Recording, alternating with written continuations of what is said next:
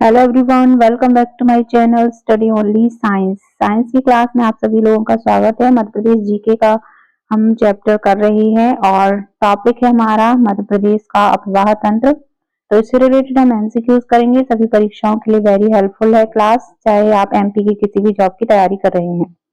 तो स्टार्ट करते हैं पहले प्रश्न के साथ। वीडियो को लाइक कर दीजिए, शेयर कर दीजिए और पहली बार चैनल को आए हैं तो सब्सक्राइब कर लीजिए अगर आप भी किसी परीक्षा की तैयारी कर रहे हैं तो।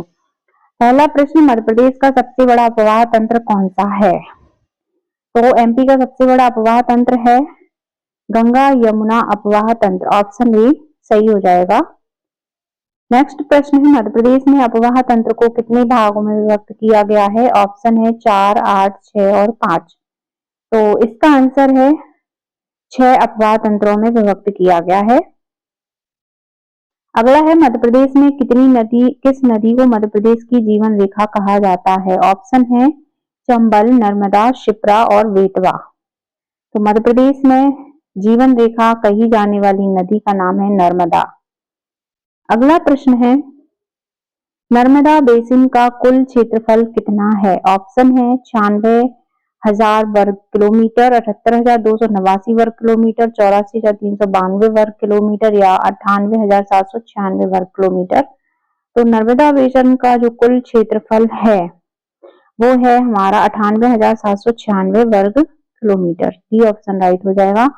अगला प्रश्न है, नर्मदा और ताप्ती के अतिरिक्त मध्य प्रदेश की अधिकांश नदियों का समापन होता है। ऑप्शन है हिंद महासागर में मिलती हैं, दूसरी नदियों में मिल जाती हैं, अरब सागर में जाती हैं या बंगाल की खाड़ी में जाती हैं। तो नर्मदा और ताप्ती दो ऐसी नदियां हैं।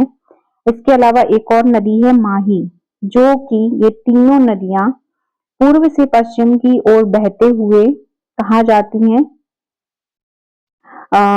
दूसरी नदियों में तो नहीं खैर, लेकिन ये दूसरी नदियों में यहाँ पे दिया गया है।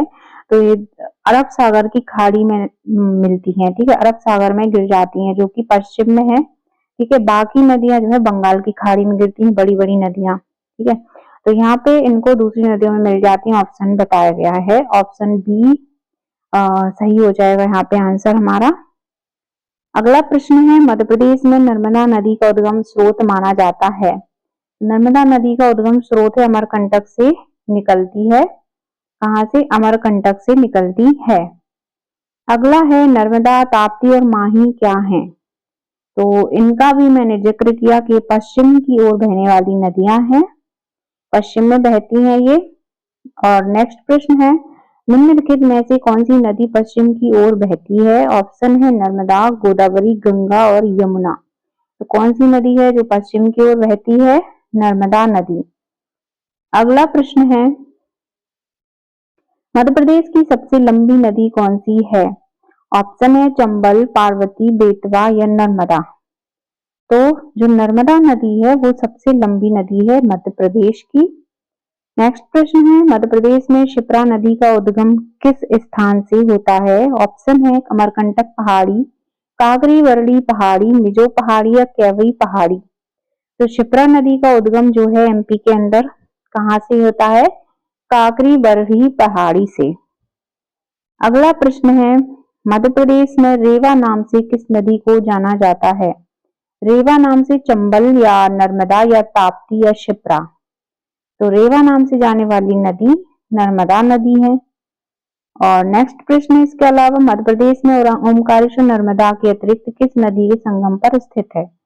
जो ओमकारेश्वर है स्थान वो नर्मदा के अतिरिक्त और किस नदी संगम पर स्थित है? ऑप्शन है त्रिवेणी व यमुना, गोमती व त्रिवेणी, ताप्ती व त्रिवेणी या नर्मदा व कावेरी। तो इसका आंसर है नर्मदा व कावेरी के संगम पर स्थित है ओमकारेश्वर। तो डी ऑप्शन करेक्ट है। और यहाँ पे अगला प्रश्न, मध्य प्रदेश के उज्जैन जिले में किस नदी के तट पर सिंहस्थ कुंभ का मेला लगता है? सिंहस्थ कहाँ लगता है? ऑप्शन है बेतवा, शिप्रा, ताप्ती या चंबल। तो मध्य प्रदेश के उज्जैन में सिंहस्थ जो मेला लगता है वो क्षिप्रा नदी के तट पर लगता है, जो उज्जैन से निकली हुई है। अगला प्रश्न है, निम्न नदियों में से कौन सी सतपुड़ा और विंध्य पर्वतमालाओं के बीच बहती है?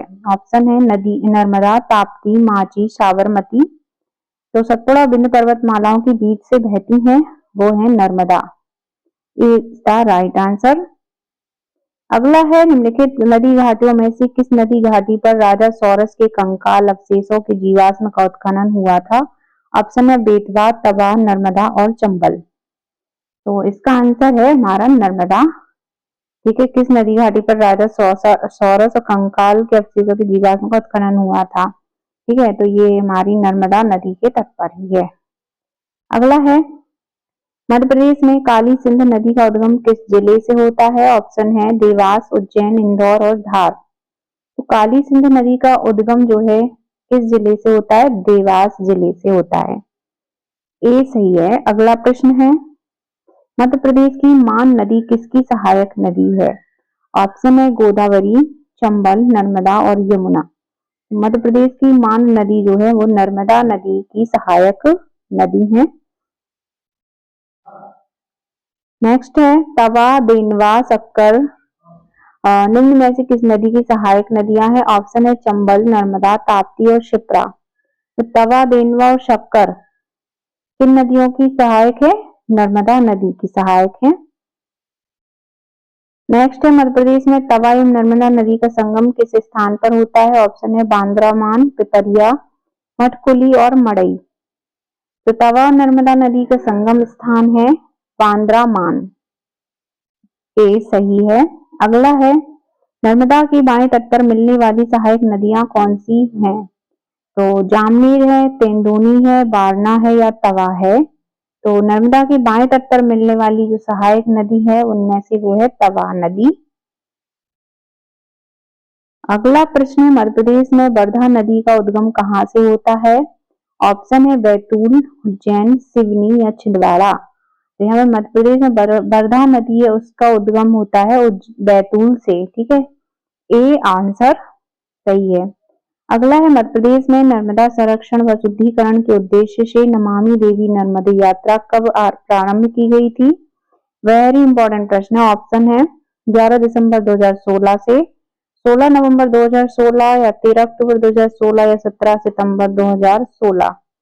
तो इस प्रश्न का करेक्ट आंसर है 11 दिसंबर 2016 से नर्मदा संरक्षण और शुद्धिकरण के लिए नमामि देवी नर्मदे यात्रा स्टार्ट की गई थी। अगला प्रश्न, मध्य प्रदेश की कौन सी नदी उत्तर और दक्षिण भारत की पारंपरिक सीमा का निर्धारण करती है? ऑप्शन है सिंधु, गंगा, नर्मदा और सोन। तो आंसर है हमारा सही नर्मदा।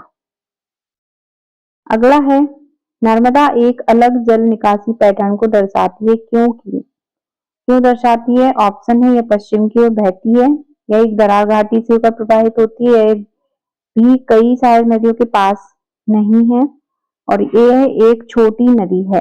तो इसका जो जल निकासी पैटर्न है अलग, वो क्यों है ये बताना है। इसका आंसर है क्योंकि ये है एक दरार घाटी से होकर प्रवाहित होती है। बी इसमें सही आंसर है। अगला प्रश्न है, मध्य प्रदेश के उद्गमित होने वाली किन दो नदियों के संगम को प्रवाहिता के नाम से जाना जाता है? ऑप्शन है कुमारी सिंध, बेनगंगा, वर्धा, नर्मदा, तवा, काली सिंध और चंबल। तो किन दो नदियों के संगम को प्राणहिता के नाम से जानते हैं? तो इसका आंसर है बेनगंगा और वर्धा। बी सही आंसर है। नेक्स्ट है, मध्य प्रदेश की राज्य सरकार ने मध्य भारत की किस नदी में रेत खुदाई पर अनिश्चित प्रतिबंध लगा दिया है? ऑप्शन है कोसी, ताप्ती, माही और नर्मदा। तो जो खुदाई पर अनिश्चित प्रतिबंध लगाया है वो उस नदी का नाम है नर्मदा नदी। अगला प्रश्न है, नर्मदा नदी पर आधारित सौंदर्य की नदी नर्मदा नामक प्रसिद्ध पुस्तक के लेखक कौन हैं? ऑप्शन है श्री हरिकृष्ण देवसरे, श्री शिव कुमरा तिवारी या श्री अमृतलाल बेगड़, श्री सुहास लेमये। तो इस पुस्तक का नाम है नर्मदा सौंदर्य की नदी नर्मदा पुस्तक का नाम है, और इस पुस्तक के लेखक श्री अमृतलाल बेगड़। ठीक है, सी सही है। अगला प्रश्न है, वर्ष 2017 में मध्य प्रदेश की किस नदी को जीवित इकाई का दर्जा प्रदान किया गया है? कौन है 2017 में जीवित इकाई का दर्जा दिया? नर्मदा, चंबल, ताप्ती या बेतवा। तो आंसर है नर्मदा नदी। अगला है, नर्मदा द्वारा गठित जल निकासी व्यवस्था कैसी है? ऑप्शन है आयताकार, सलाखें, रेडियल, वृक्ष के समान। तो नर्मदा द्वारा गठित जल निकासी व्यवस्था जो कैसी है, वो कैसी? सलाखें टाइप जैसी। अगला प्रश्न है, मध्य प्रदेश की किस नदी को मधुमती नाम से जाना जाता है? ये भी प्रश्न बहुत बार पूछा जाता है। ऑप्शन है सोन, समूली, नावेज, महुअर। तो इसका आंसर है महुअर, ठीक है, जिसे मधुमती नाम से जाना जाता है। तो यहाँ पे हमने 30 क्वेश्चंस को आज हमने कवर किया है। अगली क्लास में आगे के 30 क्वेश्चंस आपको इसी टॉपिक के कराए जाएंगे, तो कल की क्लास देखना ना भूलेगा। इसका पार्ट 2 और पार्ट 3 में लेकर आऊंगी इस टॉपिक को। तो तब तक के लिए सभी से बाय बाय, टेक केयर। सबको अपनी तैयारी को बेहतर बनाना चाहते हैं तो हमारे साथ बने रहिए। मिलते हैं अगली क्लास में।